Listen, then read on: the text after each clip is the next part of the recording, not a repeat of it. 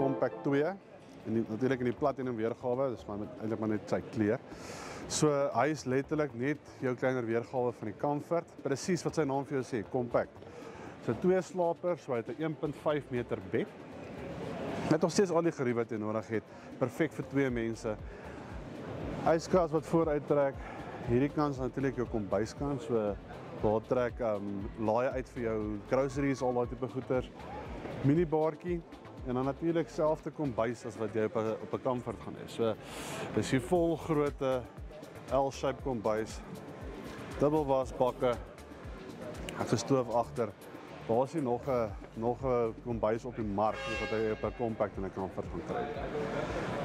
Ons sal op die Comfort sal jy die tent beter kan sien, maar natuurlik ons bekende Konkurrent tent wat jy binne 2 minute kan opgeslaan het.